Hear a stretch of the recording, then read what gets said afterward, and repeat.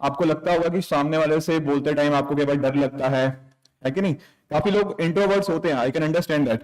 आप लोगों ने भी नोटिस किया होगा ना, जैसे कि कई बार उधर से बैठ के बात करना काफी आसान हो जाता है, ठीक है, पॉइंट रेस करना कई बार सामने वाली तरफ से काफी इजी लगता है, पर यहाँ पर आके Why English only established their colonies for around 200 years in India?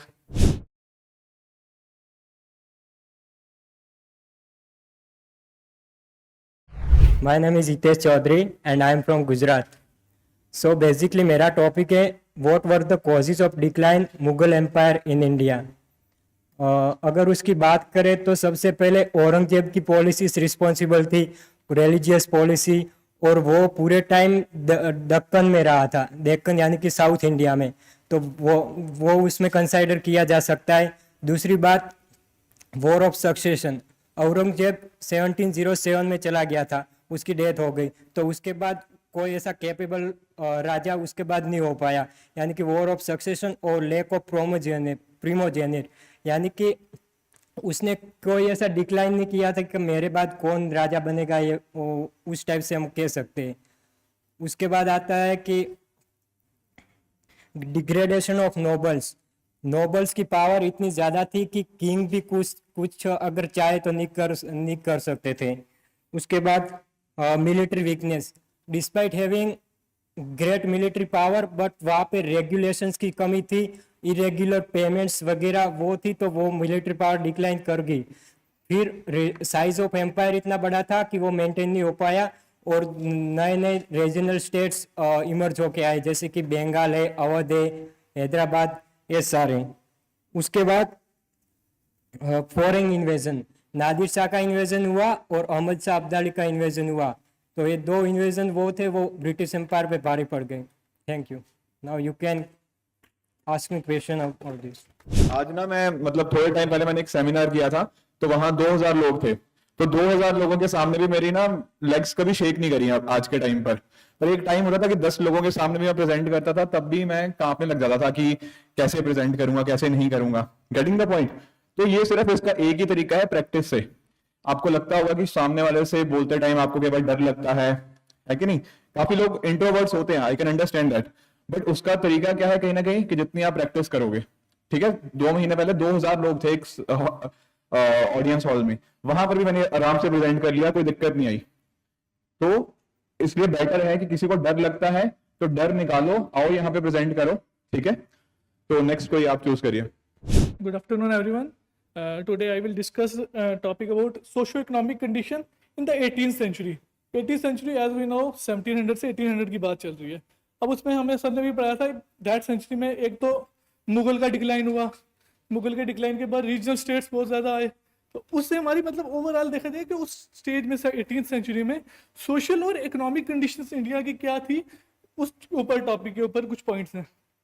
First regarding agriculture, everyone know कि उस टाइम टेक्नोलॉजी थी नहीं, टेक्नोलॉजिकल हम बैकवर्ड थे, तो उस टाइम टेक्नोलॉजिकल जैसे बैकवर्ड थे, तो जो लेबर थे वही काम करते थे उसके ऊपर, जो रूलर्स थे वो बस जो जितना मतलब पैसा उसको कमाने के उसमें थे कि they were not technologically advancing, they were only on earning, this exploited the farmers. जैसे सिस्टम्स दो आए, इजारेदारी और जमींदारी सिस्टम, उसमें मोर एक्सप्लॉइटेशन हुआ फार्मर्स का। नेक्स्ट, ट्रेड एंड इंडस्ट्री, अभी तो हमारा ज़्यादा मतलब इंपोर्ट होता है, एक्सपोर्ट कम होता है, पर उस टाइम हमारे जो एक्सपोर्ट होते थे वो ज़्यादा होते थे, तो इंपोर्ट कम होता था। तो इंडिया को सिंकिंग ऑफ प्रीशियस मेटल्स भी बोलते थे। देन शिप बिल्डिंग इंडस्ट्री भी तब, जैसे मध्य प्रदेश, महाराष्ट्र, आंध्र प्रदेश, इन एरियाज में काफ़ी अच्छी थी। इन कालीगढ़ में कम्युनिटी थी जिसको बोलते थे कुंजाली मराइकर्स, वो शिप बिल्डिंग में बहुत अच्छे थे। तो महाराजा शिवाजी महाराज, वो भी शिप बिल्डिंग उनकी भी काफ़ी अच्छी थी। बोला जाता है कि जब पोर्चुगीज या यूरोपियंस जब इंडिया में आए थे तो उनने कई शिप इंडिया से बाई की थी, उसके बाद अपना ट्रेड को आगे कंटिन्यू किया था।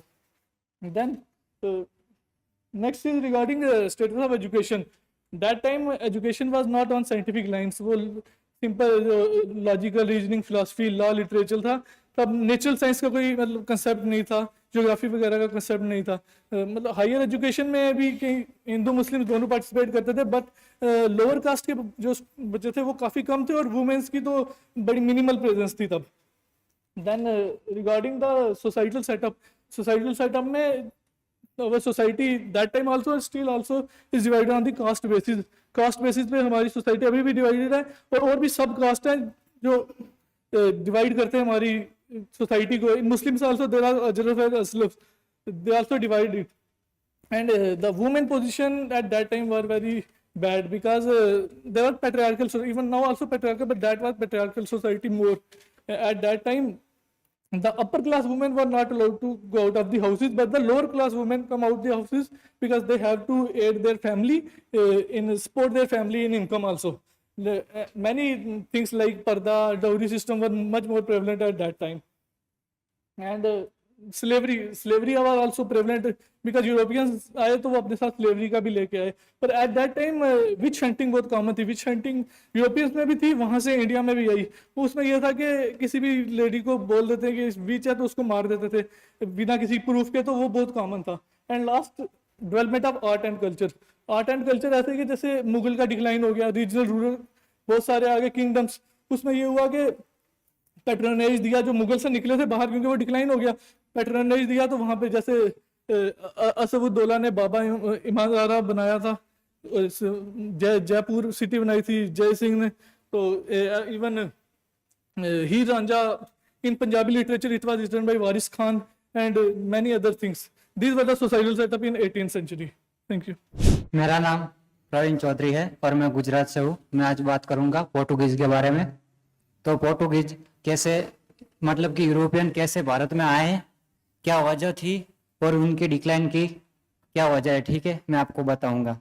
तो पहले कि क्यों यूरोपियन भारत में आए, तो जब 1453 में तुर्कों ने जब कॉन्स्टेंटिनोपल ऑक्यूपाइड कर लिया था, उसकी वजह से उनका जो ट्रेड था वो खत्म हो गया था। इसलिए खत्म तो नहीं हुआ, हम ऐसा नहीं बोल सकते, क्योंकि जो ट्रेड कर रहे थे वो उनको सी रूट की वजह उनको जो लैंड रूट होता है वहां पर उनको ट्रेड करना होता था। इसकी वजह से क्या होता है, उनको कोई प्रॉफिट नहीं होता था। तो उसके बाद जो प्रिंस हेनरी करके थे, उनके जो प्रिंस 5, उन्होंने उनको एक निकनेम से बुलाया जाता था, उसका वो नाम था navigator. Okay, thank you, navigator. उसके बाद उनके जो भारत में और अदर कंट्री में जो उनको आना था, उसकी एक और भी वजह थी कि वो रिलीजन को ज्यादा से ज्यादा देशों में फैलाए। इसकी वजह ये थी कि ज्यादा से ज्यादा देश में फैलाने से उनके रिलीजन में बढ़ावा होगा। और उसके बाद हम बात करेंगे वास्को डी गामा की, जो 1498 में वो इंडिया के कालीकट बंदर पे आए, जिनका स्वागत जामुरुन ने किया था। उसके बाद हम देखेंगे अल्मेडो को, जो भारत में पोर्टुगीज का फर्स्ट गवर्नर माना जाता है, ठीक है। तो उसने एक फर्स्ट गवर्नर और उसने एक ब्लू वाटर पॉलिसी अपनाई थी। जो ब्लू वाटर पॉलिसी है उसके तहत उसने जो सी रूट में जो इसमें एक ऐसा था कि जो कार्टर सिस्टम है, कार्टर सिस्टम जो उसके पास लाइसेंस एक तरह का होता था, जो लाइसेंस है कि स्टेट का ओनरशिप, जो आपको इंडिया में जो ट्रेड करना है तो वो लाइसेंस होना जरूरी है, जिसको कार्टर सिस्टम कहा जाता था।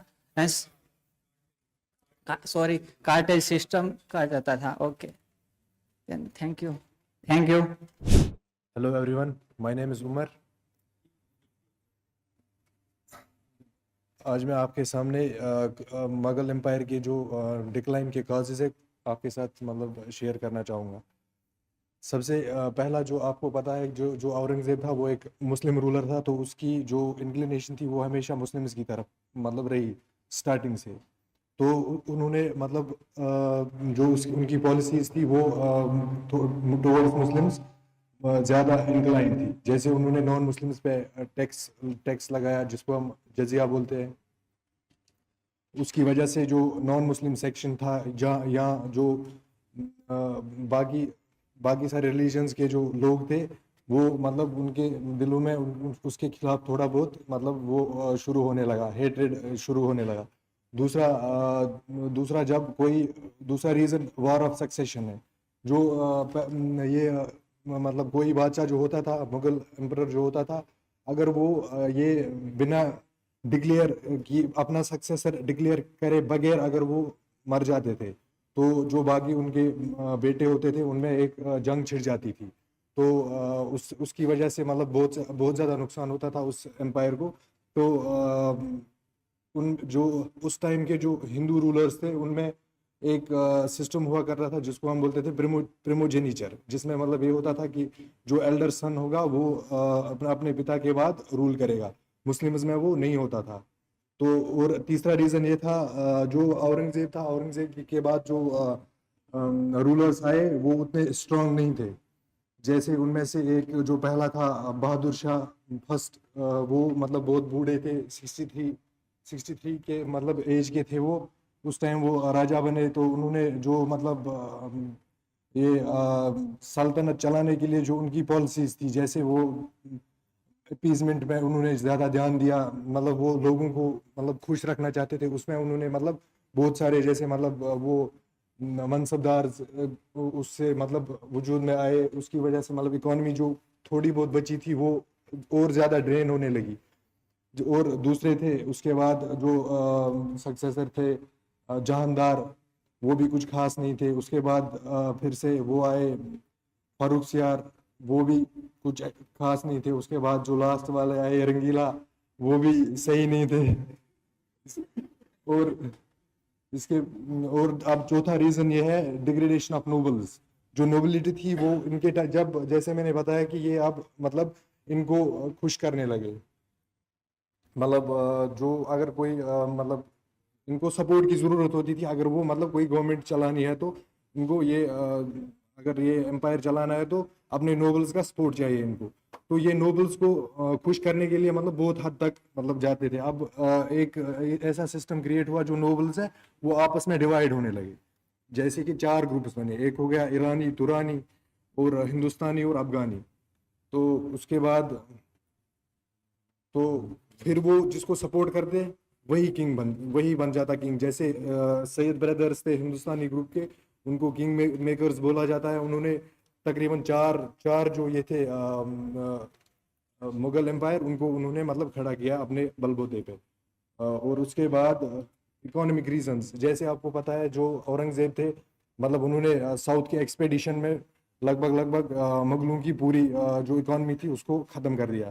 तो जो जिनको ये अब मिला मतलब जो बाकी थे उनके सक्सेसर्स थे, उनको जब मुगल एम्पायर मिला उनके पास उतनी वो इकोनॉमी अच्छी नहीं थी ताकि वो उसको अच्छे से चला पाते। ये भी एक मतलब मेन रीज़न एक हिसाब से ये भी था।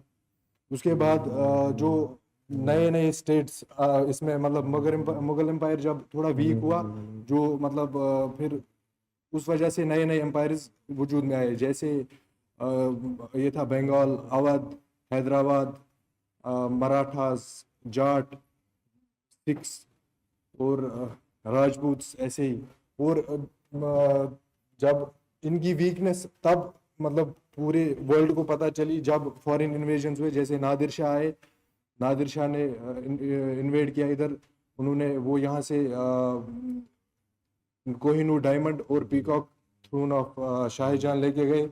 और उसके बाद वो आए अहमद शाह अब्दाली, उन्होंने भी बहुत सारा पोर्शन ये इनका मुगल एम्पायर का कवर किया।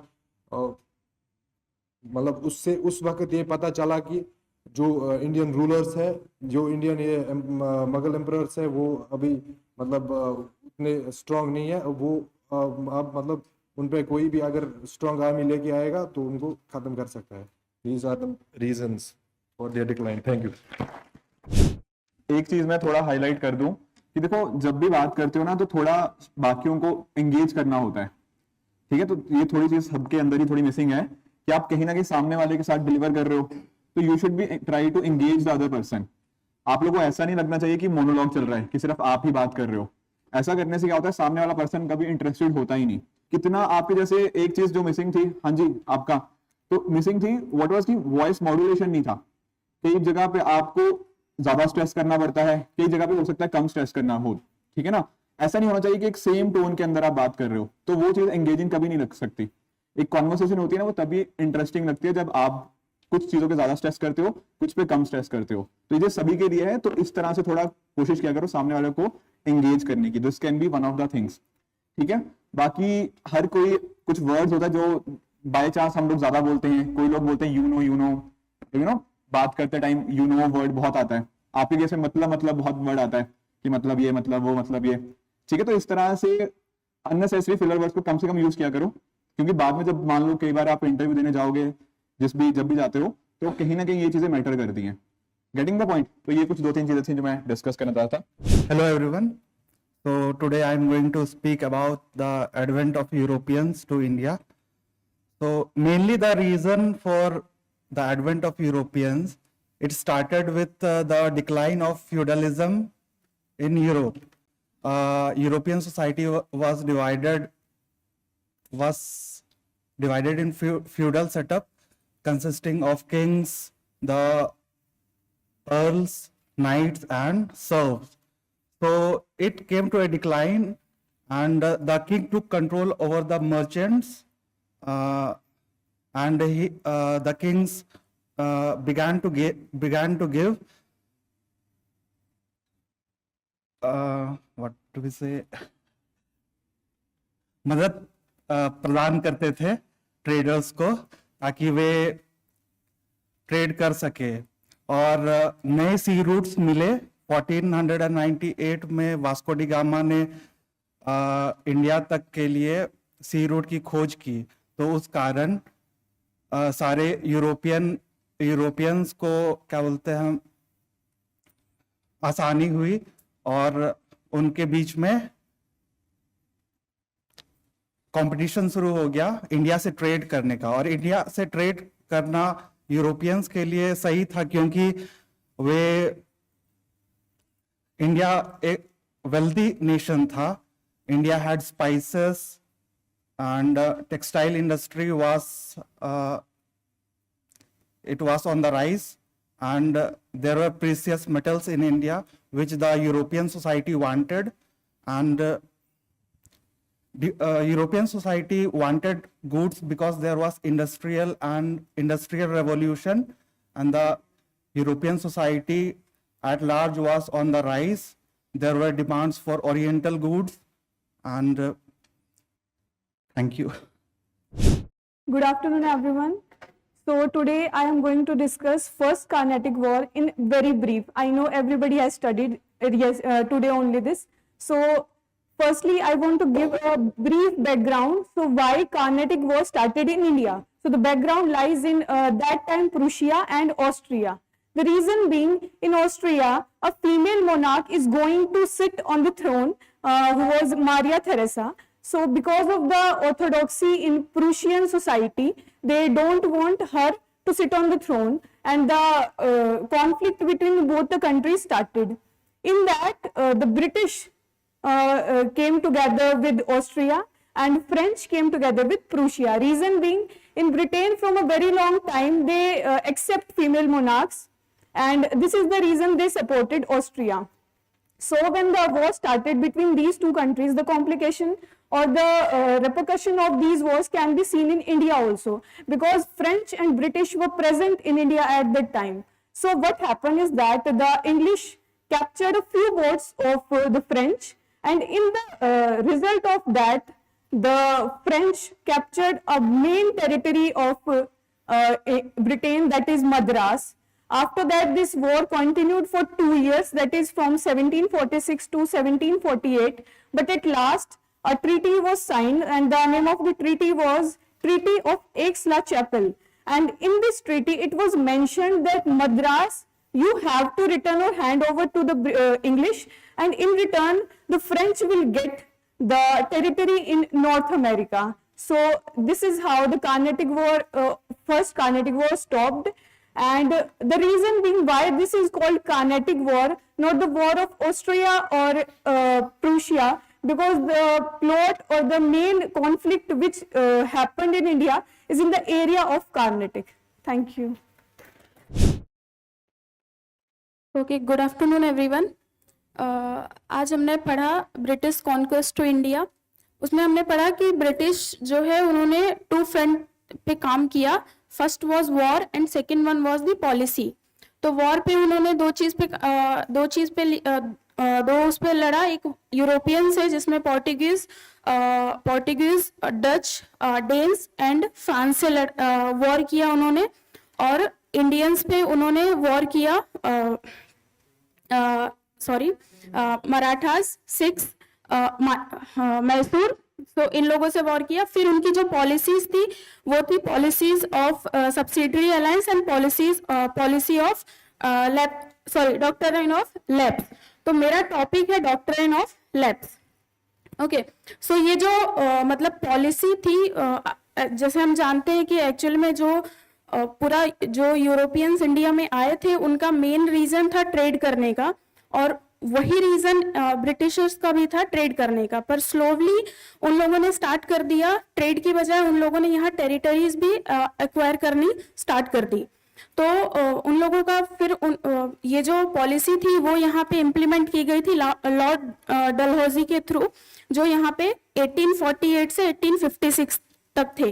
तो ये जो मतलब डॉक्ट्राइन था, इसमें कैसा था कि अगर कोई भी इंडियन रूलर जो भी है अपनी टेरिटरी में, अगर वो अपना सक्सेसर बताए बिना अगर उनकी डेथ हो जाती है तो वो टेरिटरी डायरेक्टली ब्रिटिश कंट्रोल के अंडर में आ जाएगी।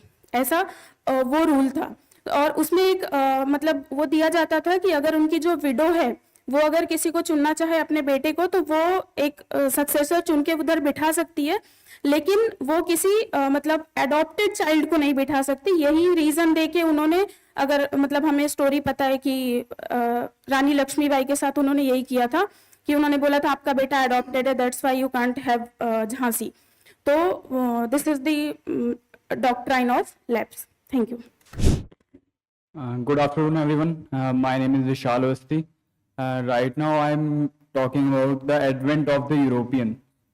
The most important point in this advent is the fall of Constantinople in the hand of the Ottoman Empire, and the Renaissance formation also. Renaissance is formed on the basis of new things finding new things in the world. So in that point, the Vasco da Gama found the Indian continent, and they formed their trade routes and other things. And mostly, the most common thing is the trade can be gone with the land, but they find the route by the sea because of the restrictions and the less profit on that route. That's why the Vasco da Gama came into India and gained the profit 60 times more, and they left after the many Europeans came in India and ruled there. The Dutch came, English, Britain, we can call the Britain also, Danes and the French. Thank you very much. Good afternoon everyone, my self Vishal Kesari and और मैं आज बात करने वाला हूँ advent of Europeans पे। तो सबको पता है कि हमारा देश इंग्लिश से आज़ाद, अंग्रेजों से आज़ाद हुआ, मतलब, और वो अचानक नहीं आए, उन्होंने बहुत समय लिया, और उनके आने के रीजन्स बहुत सारे थे, और बहुत सारी कंपनियां, बहुत सारी जो यूरोपियन कंट्रीज थी वो चाहती थी कि इंडिया जो है वहाँ से ट्रेड करे, क्योंकि इंडिया में जो बहुत सारी चीज़ें थी जो कि उनको फोर्स कर मतलब एक तरह से रिझाती थी कि आए, ठीक है। तो सबसे बड़ी बात कि रोमन मेन रीजन उनका इंडिया का, वो उनका बहुत पहले से कॉन्टेक्ट था रोमन एम्पायर का। तो रोमन एम्पायर के थ्रू इंडिया का उनका बहुत से पहले से कॉन्टेक्ट था, बाय लैंड रूट और sea route, sorry not by sea route, through land route. तो देन क्या हुआ कि रोमन एम्पायर जो है वो 4th सेंचुरी में आया, ठीक, और वो 8th सेंचुरी तक फॉल हो गया, ठीक। तो ईस्टर्न एम्पायर, जो ईस्टर्न रोमन एम्पायर था, वहाँ पे सिर्फ रोमन एम्पायर बचा जिसका कैपिटल था कॉन्स्टेंटिनोपल। और वो होता क्या है कि जैसे ही वो धीरे धीरे ओटोमन टर्क का एडवेंट होता है और वो लोग आते हैं और इसके बाद ओटोमन तक आके और सारा वो डिस्टेबलाइज कर देते हैं रोमन्स को। देन वहां से होता है कि वो डिस्टेबलाइज होने के कारण वो उनका contact by the land route खत्म हो जाता है।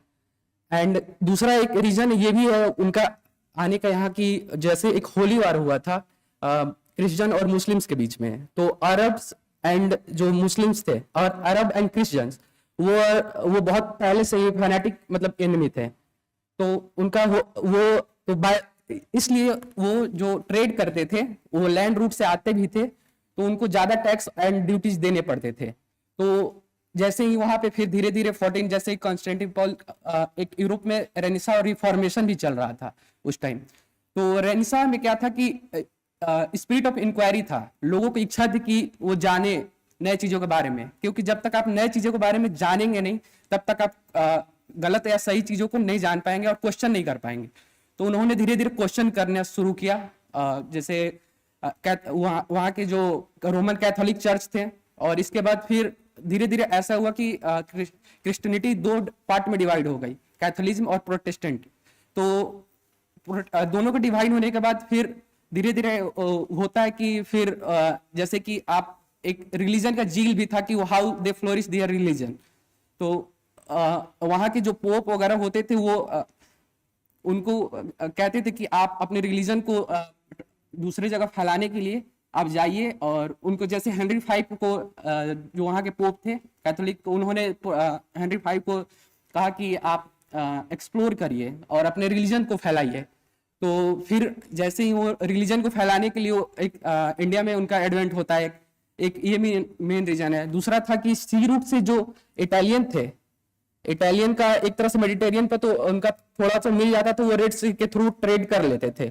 और दूसरा जो रीजन था वो ट्रेड जो लैंड रूट से आने का, वो मैंने पहले ही बताया कि हाँ ज्यादा टैक्स और स्टैम्प ड्यूटीज अगर जो भी देनी पड़ती तो उनको प्रॉफिट नहीं होता था, तो वो वहाँ उसके थ्रू भी वो नहीं आ पा रहे थे। और इसके बाद जैसे गॉड एक फिलॉसफी है गॉड ग्लोरी एंड गोल्ड का, तो उसमें होता क्या है कि एक रिलीजन का जो जील होता है वो फैलाने का, ग्लोरी हो गया कि जैसे एडवेंट आया रेनेसां का, तो लोगों में एक था कि नए नए सी रूट खोजते हैं, और क्योंकि प्रेस्टीज मिलती उनको, और इसके बाद वहाँ के किंग्स तो उनको रिकॉग्नाइजेशन और बहुत सारे गिफ्ट्स मिलते थे, इसलिए भी एक रीजन था ये खोजने का। फिर इंग्लैंड में उस टाइम इंडस्ट्रियल रेवोल्यूशन हुआ था, तो उसमें हुआ क्या कि जैसे वहाँ पे प्रोडक्शन बहुत ज्यादा मास प्रोडक्शन होने लगे, तो नए मार्केट खोजने के लिए वो लोग जाते हैं और कोशिश करते हैं कि उनकी जो मार्केट जो एक्सपेंड करे धीरे धीरे और ज्यादा वो प्रॉफिट कमा सके,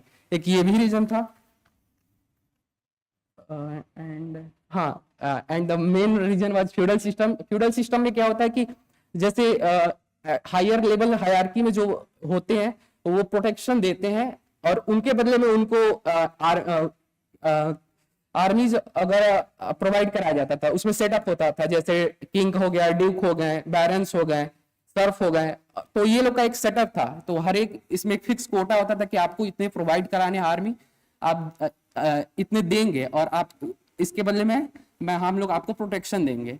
तो ऐसे हुआ, तो धीरे धीरे raja is like a de facto ruler, nominal ruler.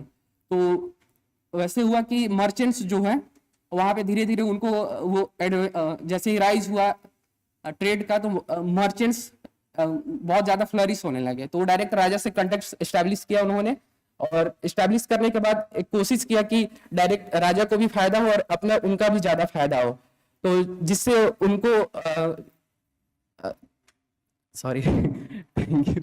So hello everyone, my name is Anam. तो मेरा टॉपिक है types of regional states. As we know regional states के 3 टाइप थे, ठीक है। पहले सक्सेसर स्टेट्स, आप लोग एग्जाम्पल दे देना बिकॉज ऑलरेडी हम लोग इतना सुन के बोर हो गए हैं, तो थोड़ा सा इंटरेक्टिव रखेंगे, राइट। तो रीजनल स्टेट्स में सबसे पहले आते हैं हम लोग सक्सेसर स्टेट्स में। सक्सेसर स्टेट्स जो थे वो लोग धीरे धीरे बस कोशिश कर रहे थे, एज हम कोशिश करते हैं अपने घर पे माँ बापों से, मम्मी बाहर जाऊं, पापा ये कर लूं, नाइट आउट कर लूं, ये कर लूं। सिमिलरली वो लोग भी ऑटोनॉमी चाहते थे, राइट। तो वो धीरे धीरे ऑटोनॉमी गेन करने की कोशिश कर रहे थे, बार्गेन कर रहे थे अपनी पावर्स के लिए, फाइन। होता क्या है, अब यहाँ पर दो चीजें स्पेसिफिकली इन स्टेट्स में थी नोट करने वाली। पहली बात ये है कि रेवेन्यू पेमेंट्स देते थे ये लोग रेगुलरली, जिससे ये दिखाता था कि हाँ ठीक है, हम लोग आप लोग को एक्नॉलेज करते हैं कि हम मुगल एम्पायर के अंडर में आते हैं, राइट। और दूसरी बात, जब भी कोई मेजर अपॉइंटमेंट्स ये लोग करते थे, एक बार मुगल एम्पायर को नाम नाम के लिए बता देते थे, राइट। ठीक है, तो एग्जाम्पल्स बता दो आप लोग। ओके, हैदराबाद, अवध, बंगाल, ठीक है। दूसरा है हमारे पास इंडिपेंडेंट स्टेट्स, फाइन। तो अब ये इंडिपेंडेंट स्टेट्स जो थे, ये ऑटोनॉमी इनके पास ऑलरेडी थी।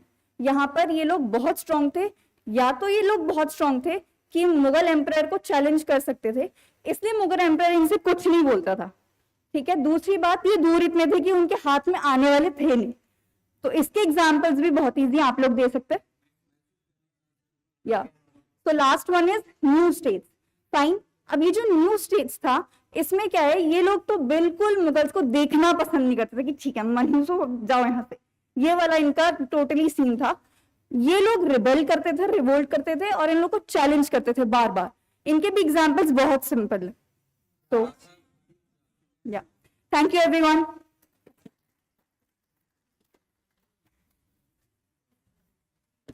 Good afternoon, everyone. Prior request, please do bear with me.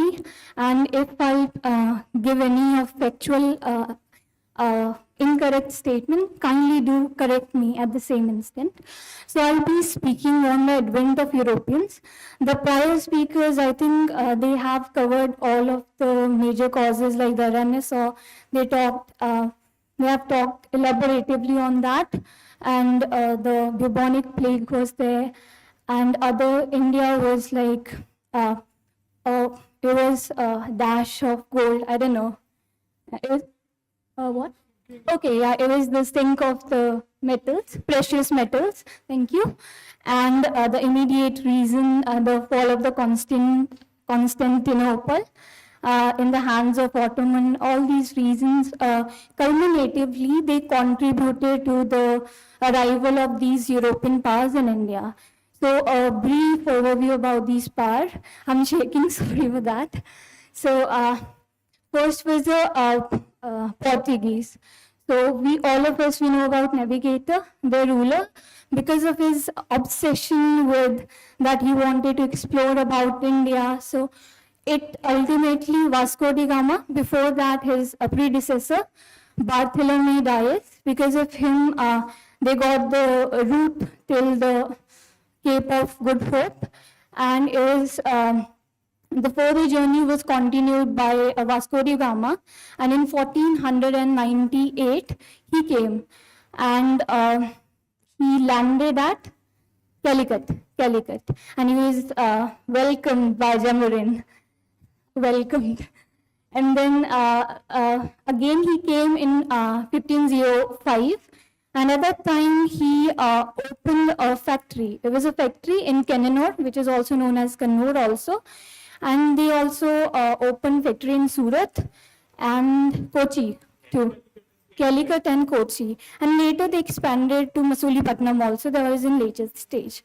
From 1505, the first governor was appointed. Yeah. So thank you. Francisco de Almeida was the first one, and this person has a very clear vision, and he had this thing that if you have monopoly over the naval thing, so the whole India lies in your hand. It's like that. So from the very beginning, he had upper hand in naval strength or whatsoever, and he gave the popular water treaty, the Cartez system. And then he was actually given a task, and the task was to hinder or to destroy the Arab trade, which was flourishing at that time. Although he was not capable, I mean, he wasn't, he didn't fully got the aim, but his successor, which was Albuquerque, he did that. The Hormuz, other Aden, and Malacca Strait. So the Indian Ocean, these three straits, he got control over, and by this means they got the upper hand. So So they were monopolizing. And then Dutch, they were there. I mean, initially they were not in India, but in Asia, they focused much on the Spices Island, which was in Indonesia region only. So, but in Indonesia, they had a very high demand of Indian textile in particular. And they saw this, and because of that, they opened their first factory in, I think, Masulipattnam. And later, Pulicat and Nagapatnam also, they ceded that from, no, not ceded, but they fought for that from the Portuguese itself. So that way they also did their, I mean, somehow they captured something out there. And then comes the third one, English. So English, they were like, they got the charter from with Elizabeth I. And based on that charter, they came. And first Hawking came, but there was not diplomatic, I would say that. Because of that, at that time, Jahangir didn't allow the right to trade in India. And then, as a royal subject, Sir Thomas Roy, he came to the court of Jahangir. And because of that, diplomatic system is, I don't know what to call it, but it was very professional. And because of that itself, he got the right to open a factory. And officially, the factory in 1613, they opened at Surat. So Surat, it remained a trade center for much longer time until it was raided by Marathas, and then the shift went from Surat to, I think it was Bombay? From Surat to Bombay. All right, thank you. From Surat to Bombay. And then the Danes came. Danes, it was like that they forgot their main aim, which was trade itself. They got into the missionary activities like we do in our answer writing, even getting away from the main content, same they did. So in this way, they came and they had some debt problem, they got into debt, and because of that thing only, ultimately the Dane company, they give the factory to Seamanpur and there was some another name. So they give it to their ruler, and that ruler, it ceded that territory to English itself. And last, for the French, they were the only company which was a state-owned company. The earlier one, whichever they came, they were private-owned like that. So, and French were the only rivals the British have got in a real sense, but that too was of little span of time. So I won't be going too much into that, but we'll see that in case of Dutch, they didn't do anything more in India. It was everything which happened, it was there in Indonesia, and they got into a treaty. Ultimately, Dutch, they were flourishing their trade out there in Indonesia, and British, they were doing trade in India. And in case of Danes, they went. And Portuguese, because of the matrimonial alliance, what can I say, that Bombay, which was the center of Portuguese, they ceded it to them. And Goa was the only thing they were left with, and ultimately, by the end, it also went off from that. So, and the Carnatic War, as she also explained about the first Carnatic War. So ultimately, after the Battle of Wendy-Wash, they washed off, the French also washed off. So the only rival they had got, it also vanished, and which it was the starting of the British monopoly from starting from a trading company to establishing a territorial power, and then the administrative power, and then colonizing India. Thank you. Good morning, sir. Good morning, colleagues. So my topic is a little vague. It is not regarding history. I don't want to bore all of you. It is regarding why English only established their colonies for around 200 years in India. Has anyone thought about it? Hello? Am I audible? Yeah. So I come up with a basic personality trait of English that I'm a little bit of amateur maybe, but the basic thing what I learned from the Britishers that ruled India for around 200 years is because of their personality traits and the traits that cultivated by their state or their country. A country that is far away from India in English Channel, that come in 1611, and then established an empire that ruled for 200 years is kind of an amazing thing to learn about. We heard about Captain Hawkins. Anyone thought about what was the specialty of Captain Hawkins? No, Captain Hawkins I'm talking about. No, he know the Turkish language. That becomes a very good trait when you have to come to a country which is unknown to a people, and you want to communicate with the person. You want to communicate with the emperor. So that trait of him made a soft impact, a soft power on the Jahangir emperor. And that later we see in the form of the felicitations that the Jahangir have given to the company's personnel that later have come. Second is when you come to a land or a fear of unknown situation, you depend on first you try to be a good boy. Like we want to create a first impression on a teacher. We want to create a good impression. We want to hide our bad intentions or illicit ways of our. So that's the diplomacy of British. They first come with a purpose that the main portion was to trade. We have come as a trading company. We want to facilitate the people. We want to have revenues for the emperor. We want to help the people, help them in education, in all the aspects. They wanted to make a shift to gradual change, not sudden change. Like Portuguese, Danes, Dutch, French, they made a sudden change on the impact of the religion, sudden change in the impact of education, sudden abolishment of rituals like the sati we have heard. So that creates a fear of unknown situations for the people of that land. So that British do very well. They have been in India for around 100 years, and after William Benedict came in 1883 around, they had implemented the abolition of sati and all that kind of ritual, along with the social reformers that were there in India. Okay, so you have to have a local background as well as your ideology mix up with the persons. Third is that they were really determined. I want to say this. Whether it's French, whether it's Danish, whether it's Portuguese, they were really determined that they want to conquer India or they want to colonize there as an industrial market. We heard about mainly three battles of British: the Battle of Plassey, the Battle of Buxar, the Battle of Mysore, and the Maratha. We see a gradual empowerment of each and every sense. And the major achievement of this is that they were really merit based. They were not that you are a hereditary rulers, you will conquer like Dupleix. And in French we see that they used to have a hereditary ruler for a governor or a post. But in the case of Britishers, they were really on merit based.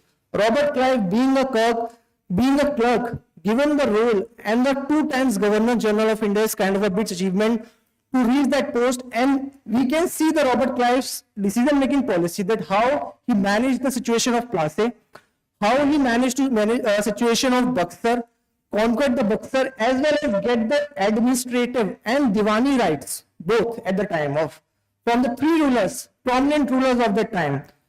Shah Alam we see, he was the Mughal emperor at the time.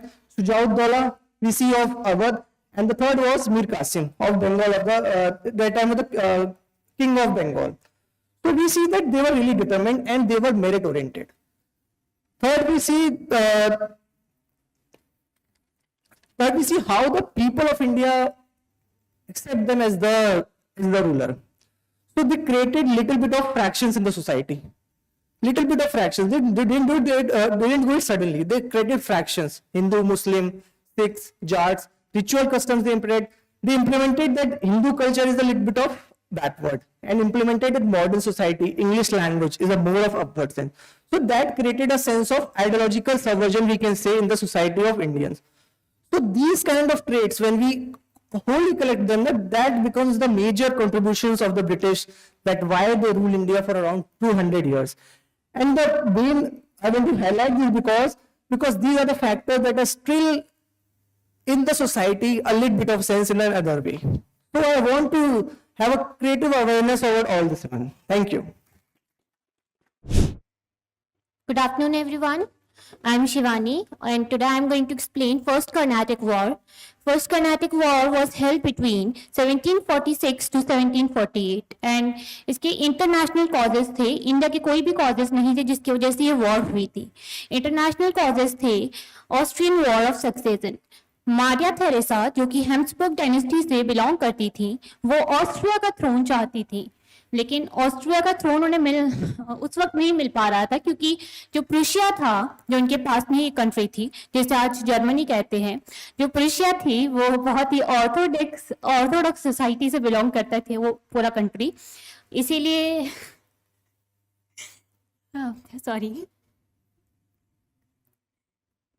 इसीलिए Prussia जो था कि वो नहीं चाहता था कि Austria में मारिया थेरेसा थ्रोन ले, और इसमें उनका साथ दिया फ्रेंच फोर्सेस ने और फ्रांस ने, क्योंकि फ्रांस भी नहीं चाहता, फ्रांस ब्रिटेन के अगेंस्ट था और ब्रिटेन ऑस्ट्रिया का साथ दे रहा था, क्योंकि जो ब्रिटेन में बहुत पहले से ही जो थ्रोन था वो क्वीन के पास था. इसीलिए जो फ्रांस था उसने अलायंस किया प्रूशिया के साथ एंड ब्रिटेन ने ऑस्ट्रिया के साथ, और फिर वॉर स्टार्ट हो गई. फिर क्या होना था, फिर इस वॉर में क्या हुआ, जो सेल्सिया ऑस्ट्रिया का जो पार्ट था उसे प्रूशिया ने कैप्चर कर लिया, और इसी के साथ इंडिया में भी वॉर स्टार्ट हो गई. ब्रिटिश ने और जब इंडिया में कर्नाटक में वॉर हो रही थी तब ब्रिटिश ने फ्रेंच फोर्सेस के कुछ शिप्स जो है वो कैप्चर कर लिए. इसके बाद फ्रेंच और ब्रिटिश में फाइट स्टार्ट हो गई, लेकिन जो अनवरुद्दीन थे, जो कर्नाटक के नवाब थे, तब फ्रेंच ने अनवरुद्दीन से कहा कि ब्रिटिश ने अनवरुद्दीन से कहा कि जो शिप्स हैं वो कैप्चर कर लिए गए हैं ना. तो फिर लड़ाई हुई, फिर वॉर हुई फ्रेंच फोर्सेस एंड अनवरुद्दीन में, जिसमें फ्रेंच फोर्सेस जो हैं वो जीत जाती हैं और मद्रास कैप्चर कर लेती हैं. लेकिन वहीं पर जो इंटरनेशनली वॉर चल रही थी ऑस्ट्रिया और प्रूशिया के बीच में, वो खत्म हो जाती है. तो एक ट्रीटी साइन की जाती है, एक्सला-चपेल की ट्रीटी साइन की जाती है, और जिसके अकॉर्डिंग मद्रास जो है वो ब्रिटिश पीपल को वापस कर दिया जाता है, और इसके बदले फ्रेंच को ब्रिटेन में एक टेरिटरी मिल जाती है. खत्म हो गया, इतना ही था. Thank you. हाँ, बिल्कुल ठीक है. मतलब जैसे आपने कुछ एग्जांपल्स दिए, काफी अच्छे एग्जांपल्स थे. तो कई बार ना ऐसे एग्जांपल्स के थ्रू भी आप अपने पॉइंट को ज्यादा बेहतर ढंग से आप प्रेजेंट कर सकते हो. That is also one way. बाकी जैसे सर ने बताया तो बिल्कुल वही ठीक पॉइंट्स हैं. आपको नेक्स्ट टाइम देंगे चांस, ठीक है. और बिल्कुल तो होता एक्चुअल में क्या है ना कि जो पेयर लर्निंग है उसमें अंदर हम नई चीजें करेंगे. जैसे लास्ट टाइम हमने कुछ और डिस्कशन करी थी, नेक्स्ट टाइम भी हम इस तरह से कुछ और, ताकि आपका भी कहीं ना कहीं जो पर्सनैलिटी है वो भी डेवलप होता रहे, कुछ नई चीजें भी हम सीखते रहे. आप लोगों ने भी नोटिस किया होगा ना, जैसे कि कई बार उधर से बैठ के बात करना काफी आसान हो जाता है, ठीक है. पॉइंट रेस करना कई बार सामने वाली तरफ से काफी ईजी लगता है, पर यहाँ पर आके थोड़ी डिफिकल्टी आती है, राइट. तो कल को जैसे मान लो या इंटरव्यू हो गया, कहीं पर भी इन जनरल आपको पब्लिक स्पीकिंग या कहीं बाद में होगा, जैसे मान लो आप आईएएस ऑफिसर बनते हो, तो there will be multiple times these things will be happening. तो कहीं ना कहीं उस चीज के लिए आप प्रिपेयर्ड रहो, ठीक है. इंटरव्यू के अंदर तो बहुत मेजर मार्क्स मिलते हैं इस चीज के कि आप कैसे अपने आप को प्रेजेंट करते हो. तो झिझकना नहीं है किसी को कि बात करने से. और साथ ही साथ कई बार ना आपको कैसा एटमॉस्फेयर उस हिसाब से अपने आप को अलाइन करना पड़ता है. कई बार जैसे मैम ने एग्जांपल्स दिए बहुत सारे कि आप सब लोग बोर हो रहे हो तो कुछ इंटरेस्टिंग करके बता दिया. कई बार जैसे टॉपिक्स कई बार रिपीट हो रहे थे तो किसी ने बताया कि नहीं हमको थोड़ा डिफरेंट टॉपिक ले लेते हैं. तो these can be some of the things जो आप सामने वाले को एंगेज करने के लिए आप चीजें कर सकते हो. फिर वो पॉइंट बाकी मैं फिर से बताता हूँ कि ये चीजें ना कभी आ नहीं सकती. ये तरीका इसका बस यही है कि आप ज्यादा से ज्यादा इसकी प्रैक्टिस करो. आप 100 बुक्स पढ़ लोगे पब्लिक स्पीकिंग के ऊपर तो नहीं होने वाले तब भी, ठीक है ना. उसमें बस आइडिया बता देंगे आप ये करो, पर कहीं ना कहीं जब तक आप इस चीज को खुद प्रैक्टिस नहीं करते ये चीज नहीं हो सकती है. Getting the point. तो जो लोग भी आज नहीं चाहते थे बोलना, आगे से कोशिश करना कि आप भी आगे बोलो, ठीक है. आपको नेक्स्ट टाइम बिल्कुल मौका देंगे, बाकियों को भी. क्लियर हुआ पॉइंट, ठीक है. चलिए, थैंक यू सो मच.